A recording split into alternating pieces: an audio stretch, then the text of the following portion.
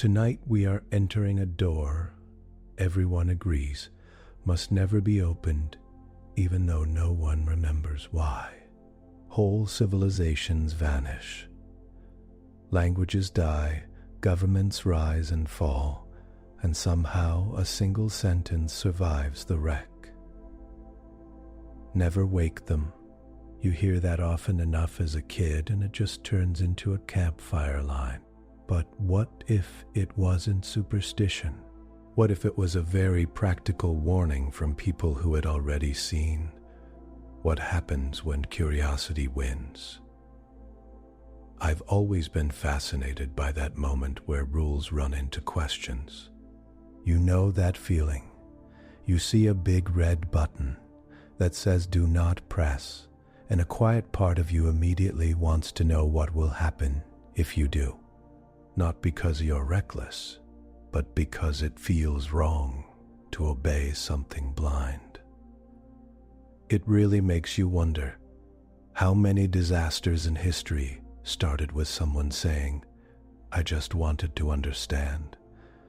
So get comfortable for a bit, because this story lives exactly in that tension between obedience and curiosity, between safety and the need to know. Far from any busy world, on a quiet ice moon called Kharon, there's an ancient vault door that never rusts, never wears down, and never explains itself. Everyone who comes there reads the same old warning and walks away. Everyone except Dr. Leo Sen, who spends 10 patient years staring at that door, measuring its heartbeat in numbers, until one tired click finally makes it answer. By the time anyone noticed the door, it had already stood there for longer than most stars live. It sat deep under the ice of a tiny moon called Kharon, smooth and clean in a chamber of old stone. Machines around it rusted and failed. Sensors went blind. The door stayed the same. No dents, no stains, no sign of age. People came and went over the centuries, different species, different flags, different ideas of what mattered. Everyone saw the door. Everyone read the ancient warning. Everyone backed away. They built a research outpost above it and called it the Collegium of Quiet Sciences. They wrote long rules about what must never be touched. They told each new group of students the same story. Do not open the vault. Do not wake what sleeps there. Most took the story as simple law. Some treated it like an old myth. A few thought of it late at night and felt a strange chill, as if something under the ice waited and listened. Dr. Starr, Leo Sen, did not feel fear. Leo felt a question. Why had so many ages obeyed a warning that no one could explain? The answer would change a quiet moon, a trade route, and the whole balance of power across a gentle, tired region of space. And it would start with a small mistake, a soft click, and 1,000,000 people taking their first breath in 1,000 years. Kharon Relay hung in space like a pale gray bead, turning slowly in the light of a distant star. From far away it looked empty. Up close, it was busy in a quiet way. Ships slid in and out of orbit along smooth, practiced paths. Most carried goods or travelers along the trade corridor. Some stopped only long enough to swap data and supplies. A few stayed for months, feeding people into the research stations set in the ice. Air hummed through vents.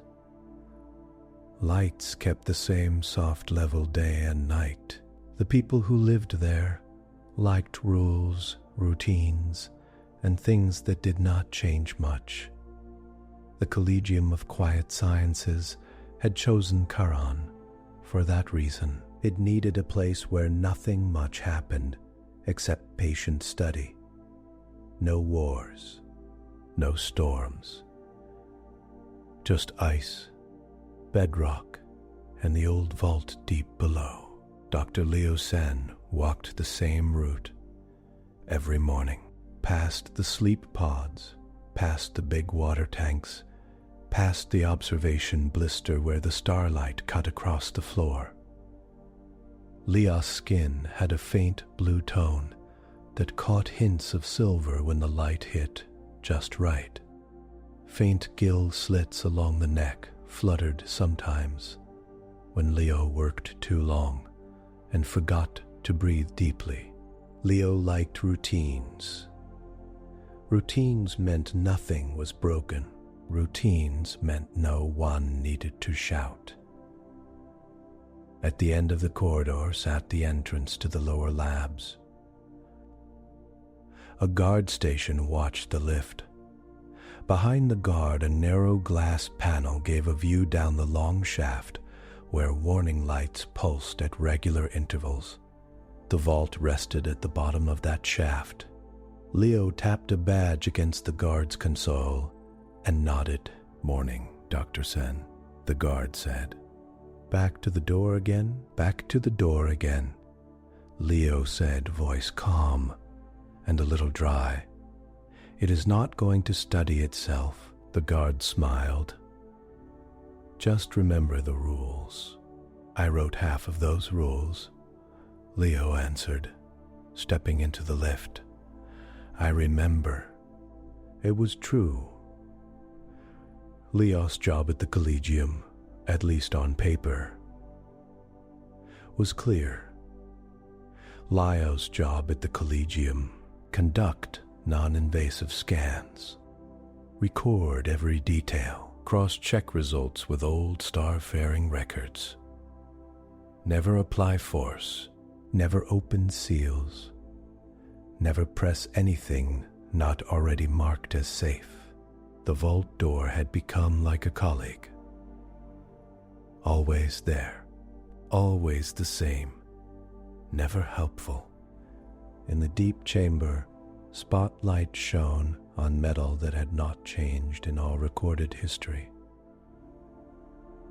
The door's surface was smooth, a gentle gray that did not reflect much. No rust, no pits, no scratches. Around it, the station's own equipment looked tired. Panels carried patches from 3 different centuries. Some tools had handwritten notes taped to them, warning about quirks. Cables ran in bundles along the floor. Some thick, some thin, all humming softly as power flowed. Leo checked the instruments like every other day. A slow scan of the door's outer layer, a look at internal gravity readings, a check of the chamber's air.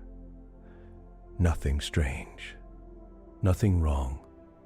The vault had its own power source, far older than the station. That power came in slow, steady waves, like a heart that refused to stop. Sensors picked up a faint rhythm in the field around the door, a rise and fall in energy that did not match any known system.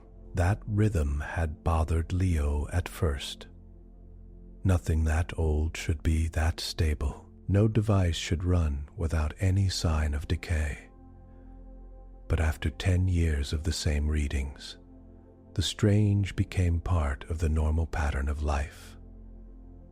The strange became part of the normal pattern of life. Leo sat at the main console and called up overnight data logs. The vault's power had pulsed through its usual cycle. No spikes, no dips. Another line of data caught Leo's eye. a new cross-reference from a collegium team on a distant world. They had found an entrance deep in a canyon. Same design, same shape, same warning in a language so old that only specialist programs could pick it apart. Never wake them. Leo stared for a long time. There it was. Again, the same message had turned up half a dozen times now, in ruins scattered across different systems, sometimes carved into stone, sometimes locked into old code, sometimes passed down in songs that children sang on far planets. The idea that many cultures had carried the same warning, all about something that might be inside these vaults, made Leo's skin prickle. Still, fear stayed small, curiosity sat much larger. I just want to understand, Leo said softly, more to the air than to anyone. Not to break, just to know. The day passed as usual. Scans, notes, small corrections to the models. Leo sent a polite request to the distant team, asking for more detail on their find. The answer came back with slow charm full of formal titles and careful honor. Yes, the door looked the same. Yes, the warning matched. No, they had not tried to open it. Near the end of the shift, Marshal Administrator Kharon came down to the chamber. Reth moved like someone always aware of rank and posture, straight-backed and precise. Their uniform had sharp lines and not a single crease. "How goes our favorite sealed mystery?" Reth asked, staying well back from the yellow line on the floor that marked the safe distance to the vault. "Unchanged as always," Leo said. "Surface scan stable. Power rhythm steady. No sign of mechanical wear." Reith watched the door for a while, hands behind their back. "Some doors should stay shut, Dr. Sen. That depends on what is behind them." Leo answered. "Does it?" Reth's face showed mild concern. "The Collegium rules here are not vague. No tampering. No activation. No overrides. I am sure you know the story." "I know many stories," Leo said. "Most end with people regretting that they did not study something carefully when they had the chance." Reith's eyes tightened just a bit, and some end with people pressing the wrong thing and losing an entire station. "We keep this outpost running near capacity. Life support is not a toy. That vault draws its own power, but if anything went wrong, it would be my problem and your fault." Lio raised their palms in a small sign of peace. "I am careful. You know this. I do not touch anything marked unknown. I only watch," Reth nodded. But their look lingered. "Just do not wake whatever sleeps in there. The Coalition has enough trouble." When Reth left, a faint tension left the room. Leo stretched shoulders, rolled the neck, and stared at the door again. The ancient structure sat as ever, quiet and closed, pulsing faintly with its impossible patient power. It was boring, in a way, terribly deeply boring. The mystery stayed just out of reach. Leo turned back to the console. A new set of analysis tools had been approved last week. Simple spectral filters that could pick out tiny changes in energy waves. Lio had not tried them yet. Today felt like a good day. The new panel slid open on the screen. Lines of buttons and sliders appeared. Leo checked the training file quickly. Adjust field range only in observation mode. Do not engage with active signal paths. Make sure the channel stays read-only. The cursor hovered over a control. Leo double-checked the small status icon that showed passive mode. It looked right. Leo let out a slow breath and pressed. Nothing blew up. No alarms blared. The room stayed quiet. On the graph, the power rhythm from the vault sharpened. Details jumped out. There were tiny flares inside the main pulse, like faint beats inside a larger beat. The pattern looked almost biological. Leo's pulse picked up. "You stubborn thing," Leo said. "What are you?" Another control promised more clarity. It sat close to the last one. The label text was small, and Leo was tired. Station night shift had run late yesterday, fixing a sensor in the outer ring. Leo moved the cursor, meaning to adjust the gain. The click landed one line lower. For a moment, nothing changed. Then a new line lit up in the corner of the display. A small symbol shifted from dormant gray to soft green. The vault's power pattern surged and rearranged, not stronger, but more focused. A faint hum ran through the floor. Leo froze. Fingers hovered over the controls, suddenly unsure where to touch. "That should not be live," Leo said aloud. On the door itself, narrow seams that had never shone before glowed gently. Symbols in an old human script brightened, lines flowing together. The steady pulse of the vault's power snapped into a tighter rhythm, faster and more complex. Leo entered a command to cancel the change. The console answered with a calm, firm denial. The process could not be stopped from this station. A new reading appeared. Internal systems. Waking cycle begun. Leo stared, heart pounding now. No, no, no, no. The intercom crackled. "Control to lower lab. We just got a power draw spike from your sector. What are you doing down there?" Leo swallowed. "I may have triggered something in the vault system. I thought the controls were passive. But Petit, I thought the controls were passive." It responded. Silence followed for 2 long breaths. Then Wreath's voice, tight and clipped. "Step away from the door. Do not touch anything else. I am on my way." Light spread slowly across the vault's surface, moving in smooth bands.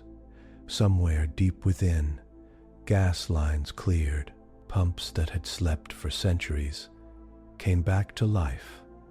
The old power source shifted to a new duty, no longer just keeping a door ready, but sending gentle waves through a million hidden machines. The door that never rusted was waking up.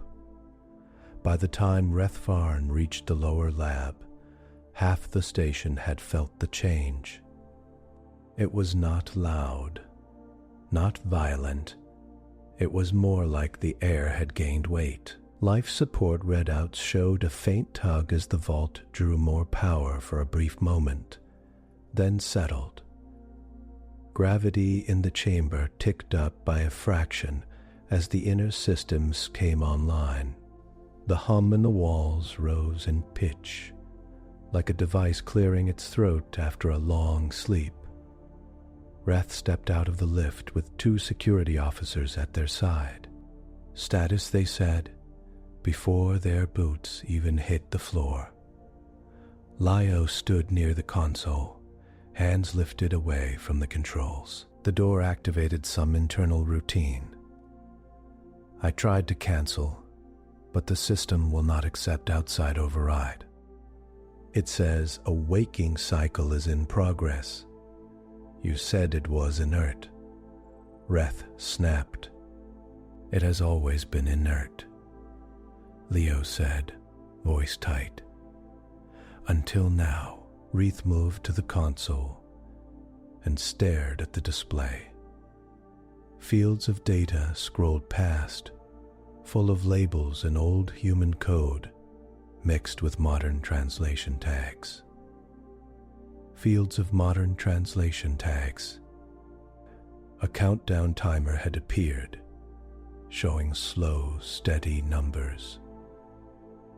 It is not drawing more power than usual, Leo said. It just changed how it uses what it has. Systems inside are warming, inside the vault, behind walls older than any nation on the station. Lights came on. For 1,000 years, tiny maintenance robots had crawled their slow routes, cleaning ports and renewing seals. Now they raced to pre-planned points, checking lines, sniffing for leaks, sending all clear signals. The power rhythm that had bothered Leo for years shifted again, splitting into many smaller patterns. It sounded, on the graphs, like a piece of music turning into a choir. Reth stabbed a finger toward the door. Can it be reversed? Can we put it back to sleep? Leo shook their head. The stasis cycles are at least a millennium old. Restarting them mid-process could be fatal to whatever is inside. The logs I can read say this phase must run to completion. Reth closed their eyes for a brief second, then opened them again. Then we need to prepare for visitors. The word visitors felt strange in that moment, but it was not wrong. The inner surface of the vault was not a simple chamber. It was a vast layered hall carved into the rock and lined with long, curved modules stacked floor on floor. Each module held row upon row of human bodies, each inside a cryosarcophagus shaped to their form. The first wave of warmth moved through a chosen segment. Protective seals melted out of the way. Thin films over eyes and mouths dissolved. Joints loosened. Blood, thick as gel, began to flow again under the care of nanoscopic helpers. June Holloway's last memory before the long sleep had been a room full of calm people and quiet checklists. Her first memory after it was not much different. Air filled her lungs in a slow, guided breath. A soft light touched closed eyelids. She opened her eyes. The cryosarcophagus cover stood open above her, like a clear shell. Gaggage around her dimmed, satisfied. An old system checked her heart rhythm, her temperature, her blood, oxygen. It gave a silent, positive verdict. June's muscles shook as she sat up. For a moment, she felt like an animal dragged from deep winter. Her hands found the edge of the pod. Her feet sought the small step. Breathe. Check self. Check surroundings. Across from her, Omar Klein gasped and coughed, then sucked in air as his chest fought the first strong breaths. His eyes snapped open. He grabbed the frame with both hands and held on until the shaking passed. Status. He managed, voice hoarse. June turned her head toward him. Alive, she said. You? Omar laughed once. A short huff. Same. They looked around. The hall glowed with soft, even light. Rows of cryo units stretched away, many still closed, some now opening with quiet hisses. People stirred, lifted arms, blinked. A few cried in confusion.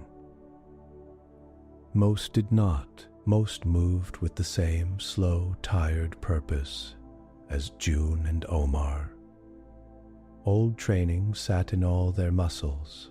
Checklists, June said automatically. Sliding off the pod. Her legs almost gave way. The floor felt strange under her bare feet. She caught herself on the pod edge and waited for the world to steady. Omar reached her side. His hair stuck up in wild tufts. Ice crystals clung to his beard. We do not have the paper forms, he said, or the tablets. June tapped her temple. We have the procedure. He smiled at that, teeth flashing. Fair. Around them, more pods opened. People staggered out, some wrapped in thin thermal fabric, others still in old uniforms that had never seen a second wear. The air carried a faint salt metal scent of old coolant and new skin. June raised her voice, not with a shout, but with the tone of someone used to being heard in busy rooms. If you can stand, stand. If you cannot, raise a hand. Hydration will be first priority, then temperature regulation, then orientation. Her voice cut through the low sounds of movement. Heads turned, people focused. Something in her manner pulled them into a shared rhythm. Omar scanned the hall, eyes already sorting the space. We need triage zones, he said. Warm corner there for the slow wakers. Cooler here for those running too hot. Quiet area for panic, June added. Away from main traffic, far wall. They moved. Their legs still shook, but their minds ran down familiar paths. June reached for a crate at the base of her pod. It opened at her touch. Old locks recognizing stored. Codes inside were sealed drink packs, thermal wraps, and emergency kits. Oh, bless the planners, she muttered, tossing wrapped drinks to the nearest people. They thought of everything. Some of us were the planners, Omar reminded her, grabbing a crate of wraps. You were at the table, remember? June paused, trying to feel the distance between the last planning session and this moment. It stretched out like a long, blank hallway. Feels like a lifetime, she said. It was, Omar replied simply. They did not have time to sink into that thought. A woman near the end of the row slid off her pod and almost hit the floor. June rushed over, caught her under one arm, and guided her to sit. Hey, June said gently, stay seated for now. Drink this slowly. You are safe. You are awake. That is all that matters in the first 5 minutes. The woman's eyes cleared. As she sipped, Shiftkeeper, she asked. Voice shaky. June nodded. Shiftkeeper, you are in good company. Above them, unseen, the vault's main door finished its long internal check. Locks rotated. Atmosphere equalized. The outer surface began to open for the first time in more than 1,000 years. In the chamber outside, Leo Rath and the small team of security officers watched in stunned silence as the massive structure parted down the center. Thick layers of metal slid aside with slow grace. No grind of worn parts, no screech of strain. It moved like something built yesterday. Cool air washed out, carrying that same salt metal scent. The inner hall's gentle light spilled into the station's harsh lab glare. Figures showed in the gap, human shapes. Dozens at first, then more behind them, moving carefully. But not wildly. They walked like people stepping off a long ride, not like animals freed from cages. Leo's skin tingled. These were the legendary humans from the old records, the troublemakers, the fixers, the problem solvers, the reason for the warning. Never wake them. The front rank stopped at the threshold as if obeying an old mark. June stood among them, Omar just at her shoulder. She took in the scene with quick, sharp glances. Strange species, strange uniforms, strange devices, different station, same kind of tension. Then June lifted her hands, palms open and empty, and spoke in clear, steady trade. "We are Shiftkeepers," she said. "We have been woken. Who is in charge of this facility? And what is the current incident status?" Her words landed like a soft hammer. Not loud, very clear. Reth stepped forward, forcing stiffness out of their shoulders. "I am Marshal Administrator Reth Varn. This is Kharon Relay Station, under Coalition Charter. The current incident status is unclear. Not now. Not like this." June's eyebrows rose, just slightly. Leo found their voice. "Yes. I changed an analysis setting. The system read it as a signal. I am very sorry." June turned toward Leo, studying the gill slits, the faint silver on blue skin, the anxious eyes. Nothing in her face showed anger, only calibration, like a pilot checking dials. "Thank you for telling the truth," she said. "What is your role here?" "Senior researcher," Leo said. "Collegium of Quiet Sciences." "Good," June replied. "We will need your knowledge." Omar stepped up. "We need to stabilize our people first," he said. "There are 1 million of us in there, if the old numbers still stand.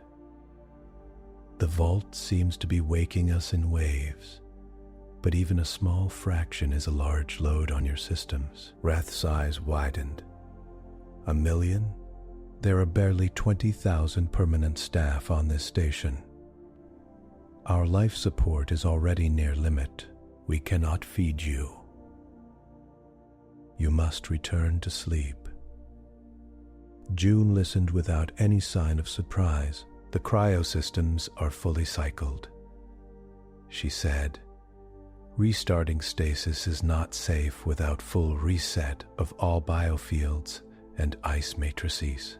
That takes more power and more time than you have, and probably more original equipment than still exists." "How do you know that?" Leo asked. June pointed back into the vault, where glowing panels and active monitors showed layers of data. The Shiftkeeper briefings are running. The systems are telling us their own limits. We are not here as an invasion force. We are here as what we were made to be. A stabilization corps. The word core made the security officers tense. June saw it and softened her tone. We fix things, she said. We put order into chaos. We build clear chains of command, and we make sure they work in hard times. That is all. That is not all, Reth said. There are stories about your kind, old warnings.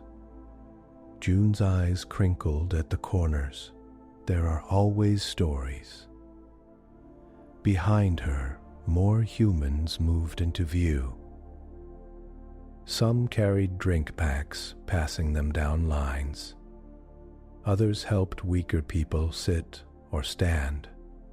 A few had already set up a rough sorting area near the door, marking spaces on the floor, guiding traffic with calm hands. Without any orders from the station, the humans were turning the open mouth of the vault into a triage and staging zone. Leo watched, caught between terror and a strange sense of relief. No one shouted, no one panicked. Tasks came together as if everyone shared a mental map. Please, Leo said, stepping closer despite Reith's sharp glance. Explain what you are doing. The more I understand, the more I can help. June looked back into the hall, then at Leo. We are waking from deep stasis, she said. That means we have 3 main problems in the first hour: physical stability, emotional regulation, and resource balance. First hour? Reth asked. June nodded. After that, we worry about communication and politics. For now, we keep people from falling, keep them from drowning in panic, and keep your station from tipping over due to sudden load. Omar pointed to different groups inside the hall. Team A is hydration and basic medical, he said. They handle circulation issues, temperature imbalance, and simple checks for stasis complications. Team B is quiet support. They watch for panic reactions and guide people to safe spots. Team C is infrastructure liaison. Infrastructure liaison. Leo repeated, meaning us. You, June agreed. Your life support systems, your food reserves, your waste processing, everything that can break if confused people wander around pressing things. Reth frowned. We have our own procedures for incidents. I am sure you do, June said, and there was no insult in her tone. We are not here to remove your control. We are here to add capacity. An incident as large as outside your usual drills. You do not have enough trained staff per head of population if 1 million new people arrive at once. We did not plan for 1 million new people, Reth said, almost choking on the number. And yet, June said softly, here we are. Another wave of pods opened in the hall. A low murmur rolled through the space as more humans sat up, looked around, and took their first breaths. The volume of soft sound rose, then broke into parts as support teams guided it. Omar turned back to Reth and Leo. We need 3 things from you right now, he said. First, honest numbers on your life support, max capacity, and current load. Second, clear authority on who can commit resources. Third, a visible place where we can co-locate our command with yours. Command? Reth repeated. Incident command, Omar corrected. Not political, practical. A single table where information flows in and decisions flow out. Many small groups trying to solve the same crisis from different corners waste time and hurt people. Leo nodded before Reth could argue. He is right. Leo said, during the ammonia leak last year, we lost precious minutes because engineering, medical, and security each started separate response plans. We stepped on each other's work. Reeth shot Leo a look, but it held more thought. And you think letting strangers share our command will fix that? They asked. June spread her hands, still open. Not strangers, she said. Partners. We bring skills tuned for this exact type of crisis. You bring knowledge of your station and your politics. Without you, we can cause harm by mistake. Without us, you face a numbers problem that cannot be solved by authority alone. Behind them, a young man staggered out of a pod and swayed. A support worker caught him, sat him down, wrapped a thermal sheet around his shoulders, and handed him a drink pouch. The whole action took 5 seconds and did not interrupt the flow of others moving past. They had done this before, many times, in many places. Leo watched the smooth coordination and felt something click inside. The ancient warning that had seemed dramatic now felt more like advice to those in power. Not a scared tale for children. Never wake them unless you are ready for everything to change. Leo straightened. Marshal Administrator, they said, using Reth's formal title. May I suggest that we treat this as a shared operational crisis, not just a containment problem? Reeth stared at Leo as if they had grown a second head. You caused this, Reeth said. Yes, Leo replied, voice steady, which gives me a duty to help fix it. And the fastest way to fix it is to let them do what they are trained to do, with us watching, learning, and guiding where needed. Reth looked from Leo to June to the growing crowd of humans in the hall. Every instinct in their body cried for control, for walls, for limits. But control without capacity was just a word. Reeth let out a slow breath. Fine, they said at last. We set up a joint incident command. In the main operations room, not down here. I will not move my staff into a vault that I still do not understand. June nodded. That is wise, she said. We will send a small team topside. The rest stay here to manage the wake waves. Omar turned and called a few names. Signos here to manage the wakes. 3 humans stepped forward, steady on their feet, eyes clear. They looked like people at the start of a long work shift, not at the end of the world. June looked at Leo. You will be our bridge, she said.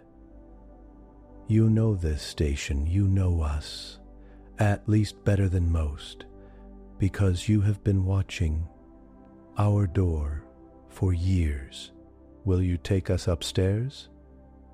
Leo felt the weight of that request settle on their shoulders. It felt heavy, but in a clean way. Yes, Leo said, I will. As they moved toward the lift together, June glanced back once at the vast hall full of waking people. Her gaze lingered on the rows still closed, the lives still held in stasis. "A million mornings," she said quietly. "Let us try to make them gentle." Leo did not fully understand yet what that meant for Kharon Relay, or for the Coalition, or for the old power games in distant capitals. But as the lift doors closed and they rose toward the busy heart of the station, Leo knew one thing with sharp, simple clarity. The warning had been broken. The Shiftkeepers were awake, and nothing about how systems ran or who they truly served would stay the same. The main operations room of Kharon Relay had never been this full. Normally, it held a calm spread of staff at their stations, watching readouts and traffic maps. Now extra chairs had been dragged in. Portable consoles lined the walls. People from 3 different departments sat shoulder to shoulder, some still in half-zipped work suits, others in formal vests. At the center stood a large table with a clear surface and a shared display. Marshal, Administratref, Varn took their place at one end. At the other end, June Holloway stood with Omar Klein beside her. Between them, close enough to touch both sides, stood Dr. Both Sides, stood Dr. Both Rides, stood Dr. Goft Both Rides. Leo Sen. A thin hum of talk died as Reth raised a hand. "This is a coalition station," Reth began, voice carrying without effort. "We run on charter law, established protocols, and clear chains of command that has kept us safe through many small crises and a few larger ones." Reth's eyes moved over the faces, then settled on June. "Today we face something outside our normal range. 1,000,000 unexpected humans waking in a vault under our feet. I am not willing to hand this station over to strangers, but I am willing to listen." June inclined her head. "Thank you for the room," she said. "We are not here to take over. We are here because someone long ago asked us to be ready for days like this." Leo watched the two of them, feeling the space between rules and need like a tight wire. "Before we discuss plans," Leo said, "we should all understand what Shiftkeepers are. Truly are, not just in stories." "Fine. Explain. And explain why so many cultures pass down a warning about you." I grew up hearing that line. "Never wake them." It was said with real fear. Around the table, several heads nodded.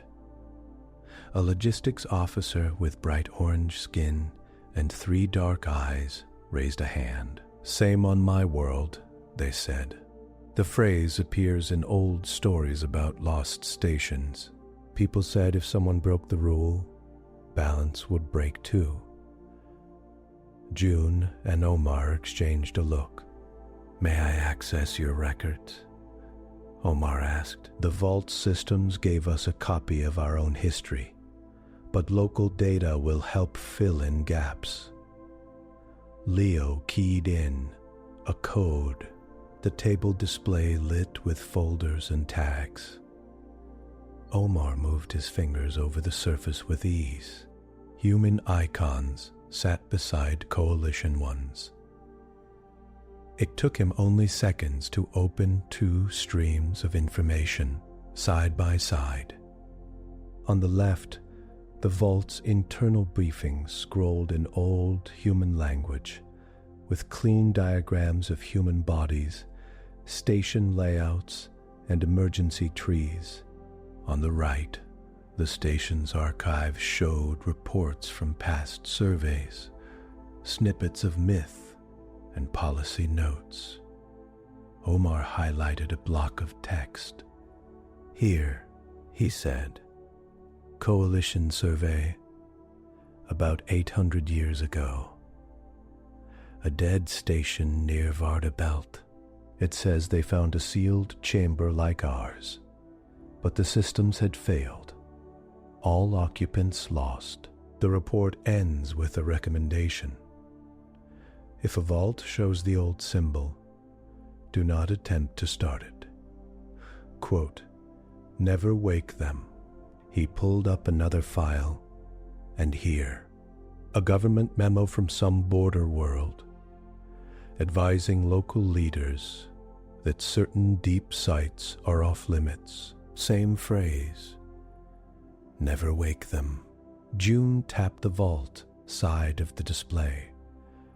Charts of training modules appeared. "We were not built as soldiers," she said. "Look at this. First-year training, infrastructure diagnostics, conflict mediation, public health basics, logistics. We spent more time in air ducts and meeting rooms than in any firing range." An engineer near the back raised rough eyebrows. "But the stories say you toppled empires." June smiled faintly. "Not with guns." Leo leaned in, eyes flicking between files. "Then, what was your actual purpose? Who designed you?" June drew a slow breath, as if choosing how much history to pour into the room. "Earth," she said, "late age, before the first great collapses. Our home world had gone through many cycles of rise and fall. Rich cities, poor cities, broken food systems, failed grids, people dying not because help was impossible, but because the systems were badly run or badly shared." Omar added, "After a while, some bright minds noticed a pattern. In every disaster, there were a few people who walked toward the mess instead of away. They fixed water lines, they sorted supplies, they got different groups to stop fighting. Long enough to put out fires. They were not perfect, but they changed outcomes." "Shiftkeepers," Leo said softly. "Not at first," June corrected. "At first, they were just volunteers, or stubborn workers, or minor officials in the right spot. But someone started to study their habits. What do they say? How do they decide what to do first? How do they keep going when everything feels lost?" She pointed back to the training diagram. Shiftkeeper programs took those habits and turned them into a craft. We learned to walk into failing systems, read them fast, and build simple structures that kept people alive. Reith tapped finger on the table. "That does not sound dangerous," they said. "That sounds helpful." "For most people, yes," June said. "For some leaders, no." Omar pulled up another document from the vault side. It showed a timeline, dots of color along a long line of years. "Look here," he said. "Each mark is a major deployment. Drought zones, failing stations, collapsing trade clusters. In each case, Shiftkeepers arrived, set up clear incident command structures, and started asking the same annoying questions." He looked around the table. Questions like, who has decision power? Who is accountable for which resources? Why are those numbers hidden? Why does this rule help a few and hurt many? The room went quiet. Leo felt a small chill. Those were the questions that had already started forming in their own mind. Since the vault opened, tower structures built on fog do not like that kind of light, June said gently. At first, governments welcomed us because we stopped things from falling apart. But some noticed another effect. Once people saw that fair process and clear rules could keep them safe, they started asking why ordinary days did not work that way. A medic near the far wall spoke up. You made them expect better, she said. Yes, June replied. Not by shouting slogans, just by showing that it was possible to run things in a way that did not crush them. Omar called up a long, dry-looking record from the coalition side. This is a translation of a treaty from a very old alliance, he said. It talks about uncontrolled human stabilizer cadres and labels them a strategic threat to established governance models. Reth's face tightened. I have seen that quoted in security training, they said slowly, but they never explained the context. It was just given as support for the rule. Avoid old human sleep vaults.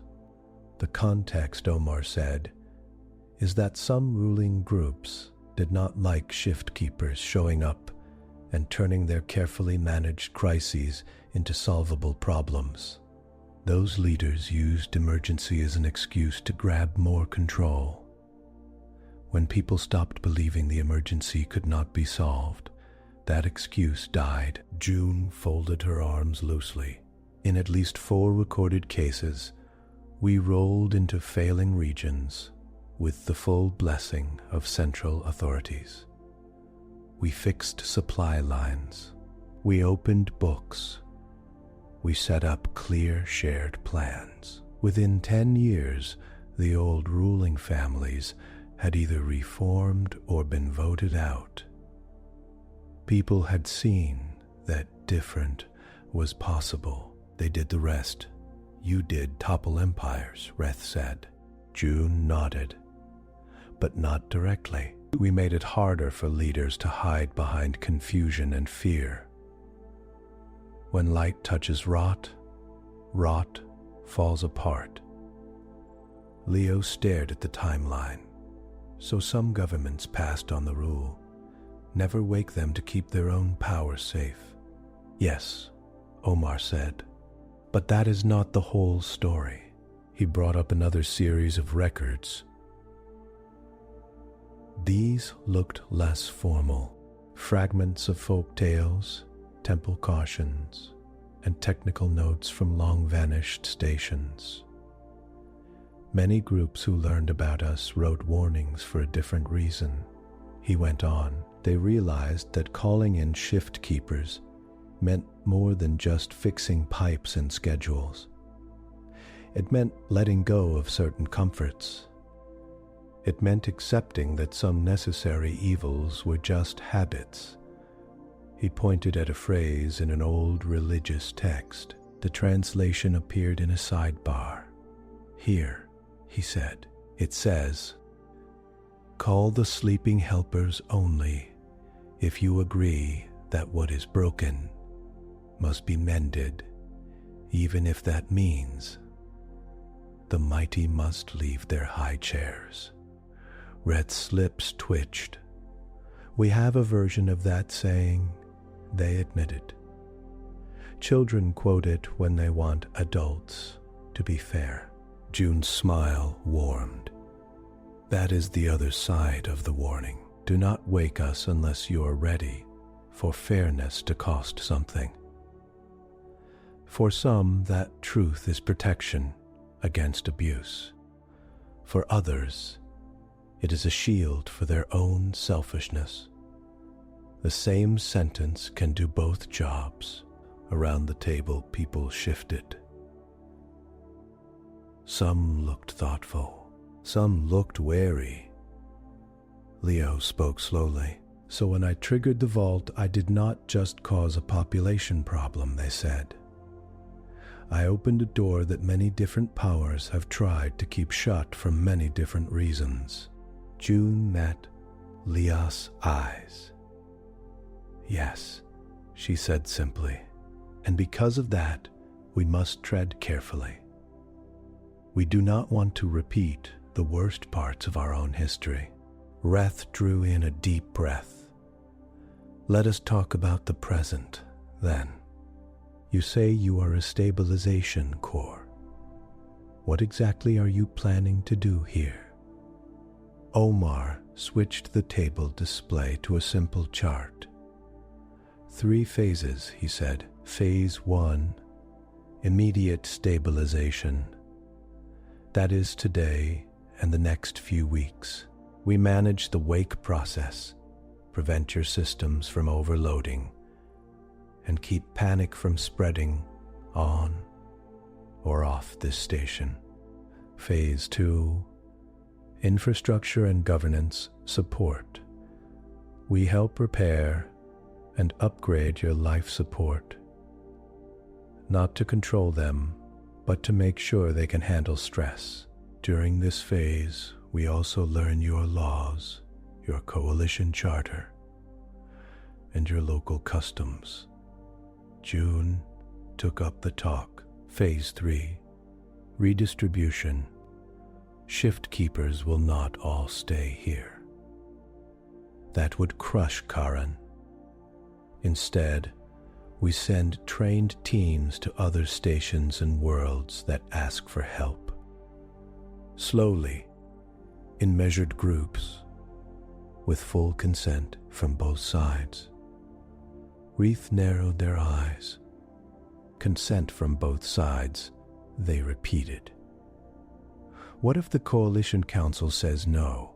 What if they see you as a threat and order you back into stasis? June's face sobered. The old systems cannot safely refreeze us, she said. The Vault's own briefings make that clear.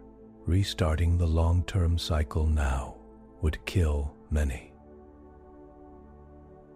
Probably most. Hervene, probably most. We are not being dramatic. This is a technical, medical fact. A staff doctor from medical nodded. Our scans on the first few dozen confirm what she says. The cryo process has done its job. It brought them here, forcing it to run backward on this scale. With this age of hardware, would be brutal. Reth rubbed their temples. So the choice is not between you awake and you safely asleep, they said. It is between you awake and you dead. That is the choice, Omar confirmed. Silence dropped for a moment. Leo broke it gently. Then the real question is, not how do we put them back, they said. How do we put them back, they said. It is how do we live with them, awake in a way that does not break what we already have. Reth looked around the table, then back at June. You say you believe in clear chains of command, they said. Who leads you now? Is there a single authority? June shook her head. Not like a king, she said. Shiftkeepers are organized into cohorts and circles. In a given operation, we choose leads based on skill and trust. In this vault, I hold operational seniority for wake phases. Omar handles technical integration. There are others coming online with higher level planning duties. But none of us can simply declare rules for everyone. So you are not a hidden army waiting for a signal, the engineer said. No, June replied.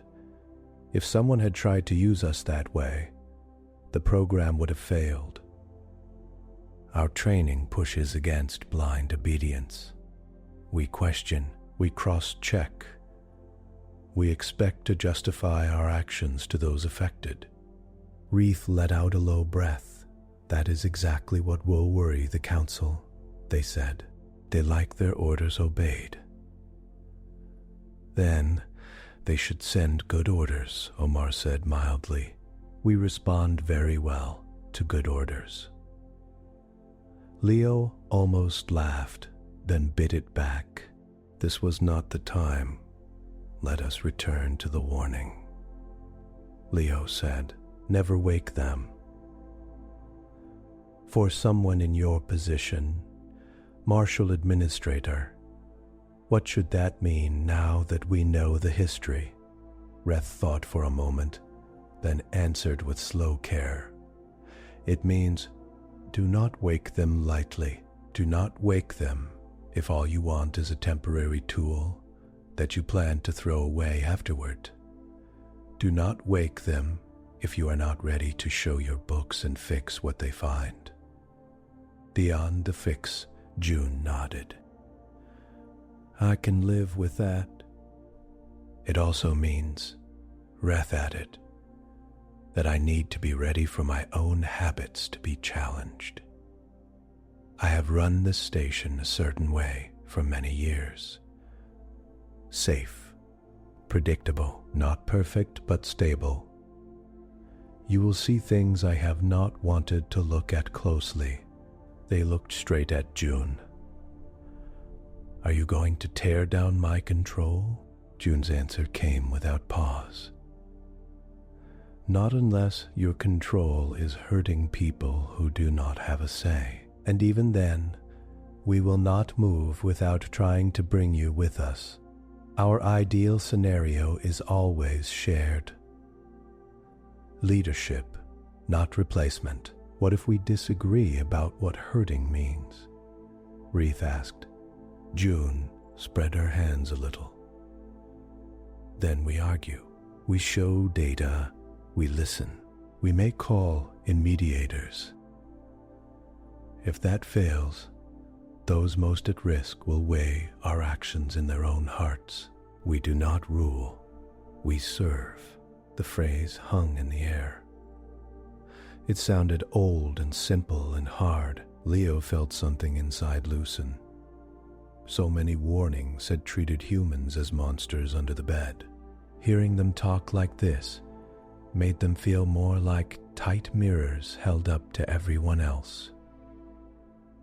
Omar tapped the display again. There is another piece of the story, he said. After the early deployment, some regions that had used us well tried to protect the program. They passed strict rules. Shiftkeepers may only be woken if a broad council agrees. Shiftkeepers may not be used to support coups. Shiftkeepers may refuse orders that harm non-combatants. He pointed to a line of legal text. This clause here is likely where your phrase started in some cultures. It says, let it be difficult to wake them, and let it never be done for light reasons. Over time, that turned into a simple saying, then a superstition. So Reth said, slowly, the original warning was protective, not hostile. In some places, yes, Omar said.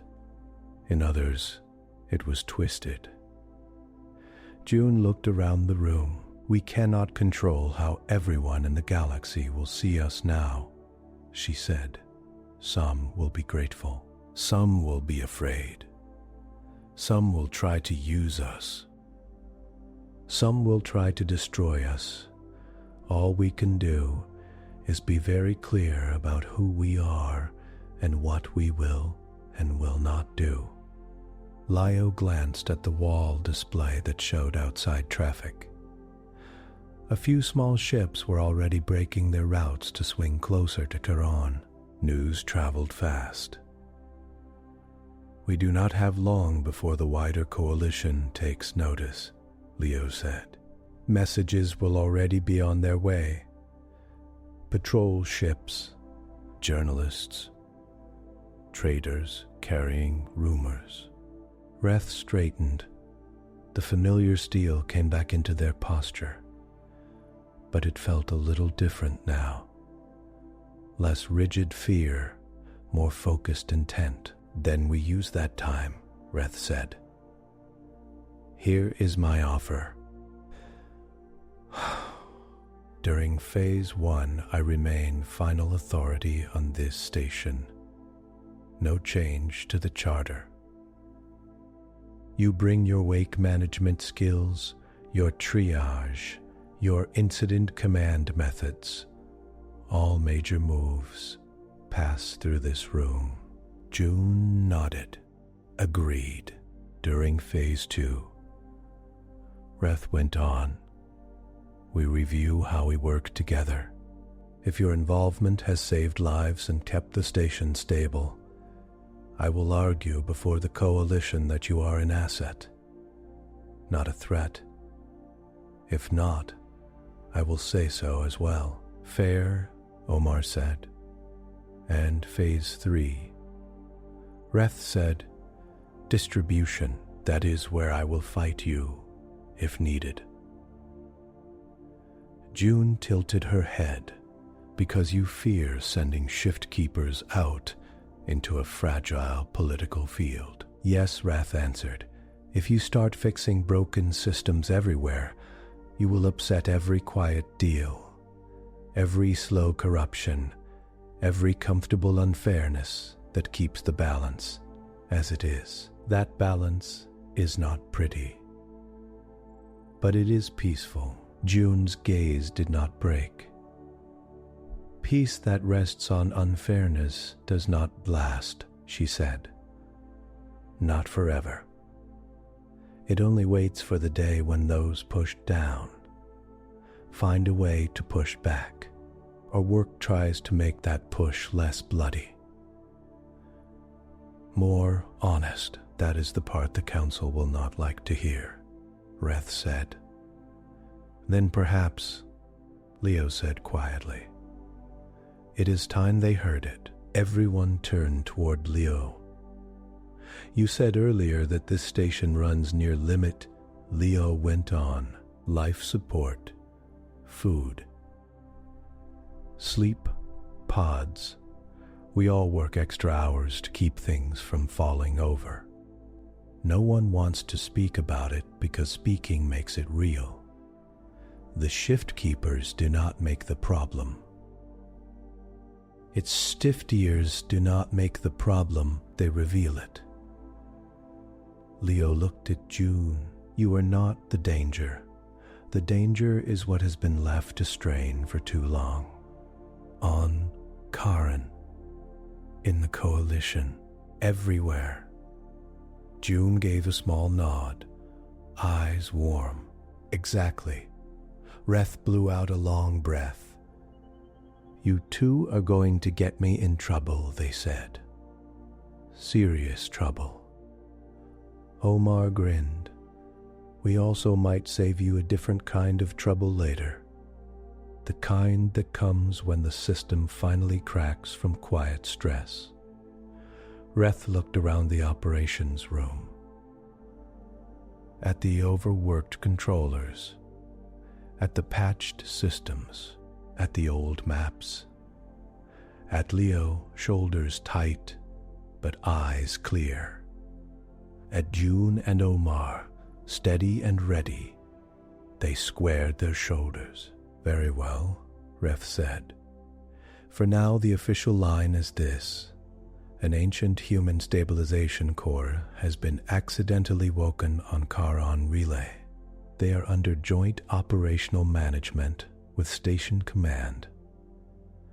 They are assisting in keeping the station safe and will not be moved until full safety studies are complete.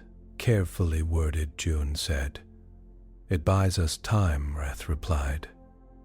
Time to see if the old stories were wrong about you. Or only half right. June's mouth curved. The stories were right about one thing, she said. Once we are awake, change follows. But change does not have to mean collapse.